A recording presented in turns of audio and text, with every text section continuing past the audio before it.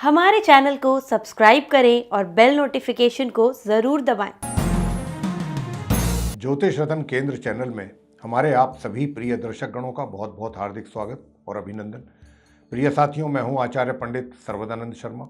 मेरी ओर से भी आप सभी को बहुत बहुत प्यार भरा नमस्कार। प्रिय साथियों, हम जो आपके साथ इस कार्यक्रम में इस चर्चा कर रहे हैं, इस वीडियो में, ये आपके मासिक राशिफल को लेकर के है चर्चा।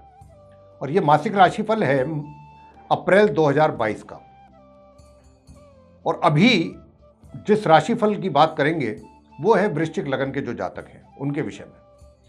और ये भी बता दें आपको कि हमारा जो ये राशिफल है ये चंद्र बेस नहीं है, चंद्र राशि पर आधारित नहीं है, ये लगन राशि पर आधारित है। यानी आपके कुंडली में जो लगन कुंडली है आपकी, उसमें जो पहला भाव है, पहला घर, उसमें जो राशि लिखी हुई है वही लगन राशि होती है। तो आप उसी के हिसाब से देखिएगा और समझिएगा। तो अभी हम बात कर रहे हैं आपके साथ जो आप वृश्चिक लगन के जातक हैं, उनके अप्रैल 2022 में किस प्रकार के परिणाम उनको प्राप्त होंगे और किस प्रकार के प्रभाव ग्रहों की ओर से उनको मिलने वाले हैं।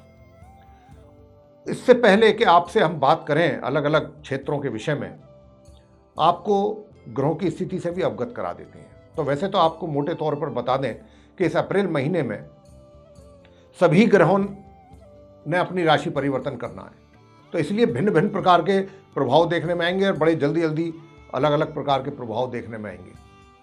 सभी ग्रह अपना राशि परिवर्तन कर रहे हैं। तो आइए मैं आपको उसकी जानकारी दे देता हूं। जैसा कि आप मेरे पीछे देख रहे हैं चार्ट, ये चार्ट जो है आप वृश्चिक लगन के ही जातकों का है। अब इसमें जहां मंगल को आप बैठा देख रहे हैं, 11 नंबर जहां लिखा है 4th हाउस में आपके चार्ट में, गुरु और शुक्र के साथ, तो ये यहां पर आएंगे 7 तारीख को, 7 अप्रैल को अपनी उच्च राशि से निकल करके। और जहां पर शनि बैठे देख रहे हैं आप, जहां 10 लिखा हुआ है 3rd हाउस में, वहां से ये निकल करके आएंगे मंगल, शनि के साथ से, उनका साथ छोड़ के आएंगे इस 4th हाउस में जहां 11 लिखा है 7 तारीख को। और तब इनका साथ बनेगा गुरु और शुक्र के साथ, जो पहले से ही वहां बैठे हुए हैं। इसके बाद 8 तारीख को जो बुध हैं, बुध इस समय आप देख रहे हैं कि 6ठे भाव में बैठे हुए हैं, जहां पर 1 लिखा हुआ है मेष राशि में। तो ये भी यहां पर 8 तारीख को आएंगे अपनी नीच राशि से निकल करके। जहां पर सूर्य आप बैठा हुआ देख रहे हैं, जहां 12 लिखा है मीन राशि, वहां से निकल करके आएंगे बुध 8 तारीख को अपनी नीच राशि को छोड़ के। तो ये यहां पर आकर के बैठेंगे जहां 1 लिखा है 8 तारीख को। और 15 तारीख को ये फिर उदय होंगे। यानी कि जब ये आएंगे यहाँ 8 तारीख को, तो ये अस्तवस्था में ही आएंगे। और फिर ये 15 अप्रैल को उदय होंगे और 24 तारीख को ये यहाँ से भी निकलेंगे। 24 तारीख को यहाँ से निकल करके जहाँ राहु बैठे देख रहे हैं आप, 2 लिखा हुआ है 7th हाउस में, ये वहाँ चले जाएंगे 24 अप्रैल को। लेकिन जब 8 तारीख को ये यहाँ आएंगे तो 12 तारीख से इनका साथ बनेगा राहु के साथ, क्योंकि 12 अप्रैल को राहु भी अपना राशि परिवर्तन करेंगे, केतु भी अपना राशि परिवर्तन कर रहे हैं, दोनों कर रहे हैं 12 अप्रैल को। तो राहु जो है जहां बैठे हुए हैं इस समय, 2 लिखा हुआ है, ये यहां से निकलेंगे 12 तारीख को और निकल करके बुध के साथ आ जाएंगे जहां बुध बैठे हुए हैं इस समय, 1 जहां पे लिखा हुआ है 6ठे भाव में। इसी प्रकार 12 तारीख को केतु भी जहां भी आप बैठे देख रहे हैं, जहां 8 लिखा हुआ है पहले भाव में, आपके लगन भाव में, यहाँ से 12 तारीख को केतु भी निकल करके जहाँ 7 लिखा हुआ है तुला राशि है, 12th भाव 12th हाउस, वहाँ पर चले जाएंगे केतु अपनी मित्र राशि तुला में। इसी प्रकार 13 तारीख को गुरु बृहस्पति जो मंगल और शुक्र के साथ 4th हाउस में बैठे हैं जहाँ 11 लिखा हुआ है, ये भी 13 तारीख को यहाँ से निकलेंगे कुंभ राशि से और ये आ जाएंगे अपनी स्वयं की राशि मीन में, जहाँ पर आप सूर्य को बैठा देख रहे हैं, जहाँ 12 लिखा हुआ है, वहाँ आ जाएंगे ये। 13 तारीख को ये यहाँ आएंगे अपनी राशि में, 14 तारीख को सूर्य यहाँ से निकल जाएंगे। यानी कि सूर्य अभी आप देख रहे हैं जहाँ 12 लिखा हुआ है वहाँ बैठे हुए हैं, लेकिन 14 तारीख को सूर्य ये छोड़ देंगे घर, मीन राशि अपनी मित्र राशि, और ये अपनी उच्च राशि में चले जाएंगे 6ठे घर में जहाँ पर 1 लिखा हुआ है, जहाँ बुध बैठे हैं। तो यहाँ पर क्या होगा, जहाँ बुध बैठे हुए हैं, बुध तो 8 तारीख को मैंने कहा आ चुके होंगे यहाँ, सूर्य आ जाएंगे यहाँ 14 तारीख को, 12 अप्रैल को यहाँ आ जाएंगे राहु। तो 3 ग्रह एक साथ उनका मिलन होगा 6ठे भाव में जहाँ 1 लिखा हुआ है, सूर्य राहु और बुध का। और सूर्य राहु का जो संबंध है ये अच्छा नहीं माना जाता, इसको बहुत खराब माना जाता है। और गुरु अपने घर में अकेले आकर के बैठेंगे 5th भाव में जहाँ 12 लिखा हुआ है अपनी मीन राशि में। वहाँ जहाँ कुंभ लिखा हुआ है, मतलब जहाँ कुंभ राशि है 11 लिखा हुआ है, वहाँ पर मंगल और शुक्र एक साथ उनकी युति रहेगी। लेकिन शुक्र भी 27 अप्रैल को मंगल का साथ छोड़ के कुंभ राशि से निकल करके ये भी अपनी उच्च राशि मीन में आ जाएंगे, जहाँ पहले से ही गुरु बृहस्पति बैठे होंगे अपनी स्वयं की राशि मीन में, जहाँ 12 लिखा हुआ है। तो वहाँ पर शुक्र और गुरु का संबंध बनेगा 27 अप्रैल से। और अंत में महीने के 29 अप्रैल को आप जो शनि को बैठा हुआ देख रहे हैं, जहाँ पर 10 लिखा हुआ है थर्ड हाउस में, ये भी अपनी इस राशि से निकलेंगे 29 अप्रैल को, और ये आ जाएंगे अपनी राशि कुंभ में, जहाँ 11 लिखा हुआ है, वो भी इन्हीं की अपनी राशि है। तो वहाँ पर मंगल बैठे मिलेंगे इनको, तो वहाँ पर शनि और मंगल का साथ बनेगा, जो कि अच्छा नहीं माना जाता, बहुत अशुभ होता है। तो इस मतलब अप्रैल माह में तकरीबन सारे ही ग्रहों की जो है, तकरीबन क्या सभी ग्रहों का ही राशि परिवर्तन हो गया। तो अब इनके भिन्न भिन्न क्षेत्रों में भिन्न भिन्न प्रकार के परिणाम आपके आएंगे सामने। तो सबसे पहले बात करते हैं कि आपके प्रोफेशन, करियर, व्यवसाय को लेकर के ये माह कैसा रहेगा अप्रैल 2022 का। तो आपको बताना चाहता हूँ प्रिय साथियों कि देखिए, शनि क्योंकि मैंने अभी जैसा कि कहा कि 29 अप्रैल तक रहेंगे वो, जहाँ अभी आप बैठे देख रहे हैं जहाँ 10 लिखा हुआ है। तो यहाँ बैठने से क्या होगा कि ये आपके भाग्य में तो कुछ कमी जरूर करेंगे, यानी कि भाग्य का जो सहयोग और साथ आपको मिलना था वो भरपूर तो नहीं मिल पाएगा पूरे महीने, विशेष रूप से 29 अप्रैल तक, जब तक ये यहाँ मकर राशि में बैठे हैं थर्ड हाउस में। तो भाग्य में तो ये कमी करेंगे, लेकिन आपका जो एनर्जी लेवल है वो आपका बहुत अच्छा रहेगा पूरे माह। काफी मेहनत करेंगे, मेहनत से पीछे नहीं हटेंगे, ये भी एक बहुत बड़ा प्लस पॉइंट है शनि आपको देंगे 29 अप्रैल तक। तो अपने कार्य को लेकर के जो भी आप छोटी मोटी यात्राएं करेंगे वो भी आपको लाभकारी सिद्ध होंगी। शनि वहाँ भी आपका लाभ कराएंगे, यानी आप अपने कहीं अगर रोजगार में या व्यापार में और अपने कार्य से संबंधित अगर किसी छोटी मोटी यात्रा पे कहीं जाते हैं काम के सिलसिले में, तो वो भी कार्य आपके ये शनि पूरे कराएंगे। अब बाकी चीज़ें कैसे रहेंगी आपके कार्य क्षेत्र में। देखिए साहब, आप जो वृश्चिक लगन के जातक हैं, ये तो मैं बताना चाहूँगा कि अप्रैल की पहली तारीख से ही चैलेंजेस कम नहीं है आपके लिए, माह के पहली तारीख से ही अप्रैल के। और ये जो चैलेंजेस ज़्यादा रहने वाले हैं आपके लिए, ये 14 अप्रैल तक ज़्यादा रहेंगे, यानी कि अप्रैल महीने के जो पहले 2 हफ्ते हैं उसमें चैलेंजेस आपके लिए अधिक हैं जो आपको फेस करने हैं। लेकिन अच्छी बात एक और है कि चैलेंजेस तो हैं, लेकिन उनको कुछ अच्छे शुभ ग्रहों का प्रभाव भी आपके ऊपर पड़ रहा है दशम भाव पे। तो उसके कारण क्या होगा कि जो चैलेंजेस आएंगे, जो परेशानियां आपको आएंगी अपने कार्यों को पूरा करने में या अपनी जिम्मेदारियों को पूरा करने में, तो आपको लोहे के चने नहीं चबाने पड़ेंगे, कुछ ज़्यादा पसीना नहीं निकालना पड़ेगा। परेशानियां आएंगी, निश्चित रूप से आएंगी, कोई दो राह नहीं है कि ना आए, लेकिन गुरु और शुक्र के शुभ प्रभाव के कारण वो समय से ही उनका या तो कोई समाधान निकाल लेंगे, आपके माध्यम से निकल जाएगा, या आपको कोई समाधान मिल जाएगा, तो कार्य आपके सुलभ हो जाएंगे गुरु और शुक्र के शुभ प्रभाव के कारण। ये एक बहुत अच्छा है कि मतलब ये नहीं है कि आप 100% परेशानियों में ही समय निकालेंगे अपना। परेशानियां जरूर हैं, लेकिन वो परेशानियां गुरु और शुक्र के शुभ प्रभाव से दूर होंगी। लेकिन हाँ, एक बात जरूर कहेंगे हम, आप अपनी तरफ से किसी को भी ये मौका ना दें, अपने सीनियर को या जो आपके अगर व्यापार में है तो जो आपके क्लाइंट हैं, किसी से भी उलझना नहीं है आपने अननेसेसरी।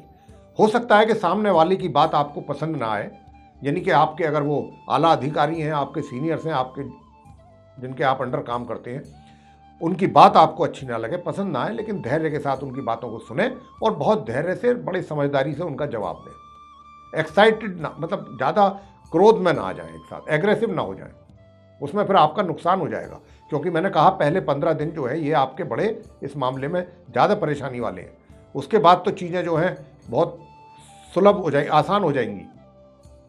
माह के जो दूसरे 2 हफ्ते हैं, 15 दिन, उनमें तो काफ़ी चीज़ें सही हो जाएंगी, ट्रैक पे आ जाएंगी चीज़ें। तो पहले 15 दिन आप जरा सावधानी से बरतें। अगर आप व्यापार कर रहे हैं, आपका कोई क्लाइंट है, कोई कस्टमर है, उसके साथ भी बहुत धैर्य के साथ, पेशेंस के साथ आप बातचीत करें, उसको हैंडल करें। अगर आपने इतना ध्यान रखा तो बाकी चीज़ें स्वतः ही सही हो जाएंगी। तो ये चीज़ आपके साथ रहेगी। और देखिए, यूँ तो परेशानियाँ तो मैं ये नहीं कह रहा कि साहब समाप्त हो जाएंगी, मैंने कहा कम हो जाएंगी, लेकिन अब क्या है कि 14 तारीख को जो आपके करियर के जो लॉर्ड हैं सूर्य, वो राहु के प्रभाव में आ जाएंगे। यहाँ अभी कुछ और समस्याएं थी, वहाँ दूसरी प्रकार की हो जाएंगी। वहाँ क्या होगा, वहाँ के मध्य से हो सकता है आपके शत्रु आपके ऊपर हावी होने की कोशिश करें, आपके कार्यों को बिगाड़ने की कोशिश करें, आपके सामने ना आके पीछे से आपको नुकसान पहुंचाने की कोशिश करें।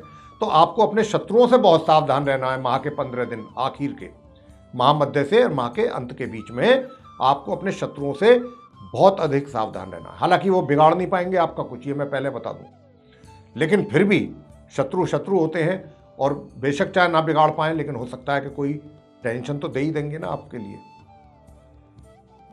तो इसलिए आपको सजग रहना है अपने शत्रुओं से और उनको ऑब्जर्व करते रहना है समय समय पर, बहुत संभल करके रहना है आपने पूरे माह। आगे बात करते हैं कि सुख सुविधाएं कैसी रहेंगी इस महीने, या फिर आप जो है मतलब आय के साधन कैसे रहेंगे आपके लिए। देखिए, आय के साधन तो शुरू के 15 दिन का कुछ थोड़ा सा धन के आगमन में कमी भी महसूस करेंगे आप, धन में रुकावट हो सकती है, धन का पूर्ण रूप से आगमन होता दिखाई नहीं दे रहा है पहले 15 दिन माह के, लेकिन हाँ माह मध्य से थोड़ा सा उसमें सुधार होगा, धीरे धीरे सुधार होगा और धन का भी आगमन आपको आरंभ होगा। और 24 तारीख के बाद तो आपको धन का अच्छा माह के अंत तक जाकर के, माह के उत्तरार्ध में कह लें, माह मध्य से और माह के अंत तक चीज़ें सुधरेंगी। इसी प्रकार बात करते हैं आपसे धन की सेविंग्स के लेकर के कैसा रहेगा। देखिए, धन को सेविंग, जहाँ तक बात है मनी सेविंग्स की या मनी इन्वेस्टमेंट की, तो ये आप अगर प्लानिंग के साथ काम करेंगे, किसी एक्सपर्ट की, अच्छे बढ़िया एक्सपर्ट से राय लेकर के काम करेंगे, तो आप अपना इन्वेस्टमेंट सही जगह पर कर पाएंगे इस महीने, बिल्कुल कर पाएंगे, और सेविंग्स भी कर पाएंगे माह मध्य से, अगर सही योजनाबद्ध तरीके से काम करेंगे तो। और बता दें आपको, इस महीने कोई आप या तो कोई जमीन जायदाद प्लॉट से संबंधित अगर कोई पहले से मामला आपका कोई उलझा हुआ पड़ा है, तो आपको मैं कहना चाहता हूँ इस महीने आप उसको सुलझाना चाहते हैं तो सुलझा लीजिए। इस मामले में ग्रहों का पूरा सपोर्ट है, आपको पूरा मिलेगा सपोर्ट, पूरे महीने मिलेगा, विशेष रूप से 29 अप्रैल तक मिलेगा, 1 अप्रैल से लेके। कोई प्रॉपर्टी का मामला फंसा हुआ है, कुछ भी है ऐसा, वो कर लीजिए, पूरा सपोर्ट है ग्रहों का। या आप कोई वाहन आदि खरीदना चाह रहे थे, किसी वजह से पैसे की किल्लत हो रही थी, प्रॉब्लम हो रही थी, वो भी कहीं ना कहीं से हो जाएगा अरेंजमेंट, वाहन भी आप आराम से खरीद पाएंगे। तो सुख सुविधाओं का तो पूरा आपको ग्रहों का सहयोग है, उनका आशीर्वाद है आपके ऊपर, वो आपको मिलने वाली है। आगे बात करते हैं आपसे आपके प्रेम संबंधों को लेकर के। देखिए, अगर आपके पहले से प्रेम संबंध हैं तो निश्चित रूप से उनमें मुझे प्रोग्रेस होती दिखाई पड़ रही है इस माह भी। लेकिन ये जो प्रोग्रेस है, ये साथियों, ये प्रोग्रेस मतलब एक तरीके से ये समझ लीजिए कि माह के मध्य तक ही कह सकते हैं इसको। आप अगर इसका लाभ लेना चाहते हैं तो आप ले लीजिए इसका लाभ। ये 1 अप्रैल से और 13 अप्रैल तक बहुत मजबूत योग है, उसमें आपके संबंधों में भी प्रोग्रेस होगी और भी आप उसका पूरा लाभ ले सकते हैं। लेकिन हाँ, जहाँ तक विवाह की बात है, तो विवाह भी आपका, उसका भी बड़ा मजबूत योग है, बहुत अच्छा और मजबूत योग, लेकिन वही 13 अप्रैल तक मैंने कहा। अगर आप करना चाहते हैं, अपने संबंधों को विवाह में कन्वर्ट करना चाहते हैं, तो आपके लिए सुनहरा मौका है 13 अप्रैल तक, 1 अप्रैल से लेकर। जो लोग अपने नई रिलेशनशिप बनाना चाह रहे हैं, उसके लेकर के विचार कर रहे हैं, करिए एफर्ट। 13 अप्रैल तक आपको उसमें भी सफलता प्राप्त होगी। 13 अप्रैल के बाद अगर आप एफर्ट करते हैं तो फिर मामला ठंडा रहेगा, उसमें इतनी प्रोग्रेस दिखाई नहीं देती महामध्य के बाद। पारिवारिक संबंधों की बात करें तो देखिए, जहाँ तक पारिवारिक संबंधों का प्रश्न आ जाता है साथियों, तो पारिवारिक संबंध भी आपके इस माह अच्छे रहने वाले हैं और आपको परिवार का पूरा भरपूर सहयोग प्राप्त होने वाला है। थोड़ी बहुत बीच बीच में थोड़ी मिसअंडरस्टैंडिंग्स हो सकती हैं कभी कभार, लेकिन उसका कोई ज़्यादा इंपॉर्टेंस नहीं है, वो बहुत छोटी छोटी चीज़ें होती हैं, आती रहती हैं जाती रहती हैं। लेकिन अगर हम एवरेज बात करें निकाल करके तो औसतन बात यही है कि रिलेशनशिप आपकी आपके परिवार के सदस्यों के साथ अच्छा तालमेल बना रहेगा। आगे बात करते हैं छात्रों की शिक्षा को लेकर के। देखिए साहब, छात्रों की शिक्षा की जहाँ तक बात है, छात्र जो है अपनी शिक्षा में अग्रणी रहेंगे। बहुत ही उम्मीद से ज़्यादा बेहतर परिणाम उनको प्राप्त हो सकते हैं अगर उन्होंने गंभीरता से अपनी एजुकेशन को लिया। और मैं विशेष रूप से आपको बताना चाहता हूं, 1 अप्रैल से 14 अप्रैल के बीच का जो समय है, ये तो बहुत सुंदर समय है। अगर इसका जितना लाभ ले सकते हैं आप ले लीजिए। यानी कि जितनी मेहनत करेंगे उससे कहीं ज़्यादा अधिक बेटर रिजल्ट्स आपको मिलने वाले हैं 14 अप्रैल तक। हालांकि उसके बाद भी हैं, लेकिन वो स्थिति नहीं है। और हो सकता है कि आपको कोई अवार्ड या वगैरह भी विन कर लें आप उसके अपने काम के लिए, अपने उसके लिए, मतलब कि भाई मार्किंग बहुत अच्छी हुई, आप मतलब मार्क्स बहुत अच्छे आपने ऑब्टेन किए, उसके लिए कोई अच्छी पोजीशन आपने क्लास में या स्कूल कॉलेज में ली या यूनिवर्सिटी में, उसके लिए कोई आपको कोई कॉलेज की तरफ से, स्कूल की तरफ से कोई अवार्ड भी मिल सकता है। आगे बात करते हैं हम संतान को लेकर के। देखिए, संतान की ओर से भी सुखों में किसी प्रकार की कोई कमी दिखाई नहीं पड़ती है माता पिता के लिए, बल्कि माता पिता को तो मुझे लगता है कि शायद वो क्षण भी आएंगे माह के मध्य तक, माह के आरंभ से, कि उनको अपनी संतान पर भी उनके कार्य को देख करके उन पर गर्व महसूस करेंगे। कुछ ऐसा भी संतान उनको रिजल्ट दे सकती है। तो संतान को लेकर के बहुत बढ़िया ग्रहों की स्थिति, बहुत अच्छी, और सब कुछ बहुत अच्छा रहने वाला है, विशेष रूप से 14 अप्रैल तक। उसके बाद भी रहेगा, लेकिन 14 अप्रैल तक बहुत ही अच्छा। स्वास्थ्य की बात करते हैं, स्वास्थ्य कैसा रहेगा? देखिए, स्वास्थ्य तो मिला जुला रहेगा साथियों, इस महीने मिला जुला, ना तो बहुत खराब होगा ना बहुत अच्छा रहेगा, मिला जुला चलता रहेगा। मैं आपको बता दूं, माह के मध्य तक तो स्वास्थ्य फिर भी ज़्यादा ठीक रहेगा, मध्य के बाद मिला जुला रहेगा। पहले 15 दिन नॉर्मल निकलेंगे, सामान्य स्वास्थ्य, उसके बाद मिला जुला, ये स्थिति बन रही है ग्रहों को देखते हैं तो।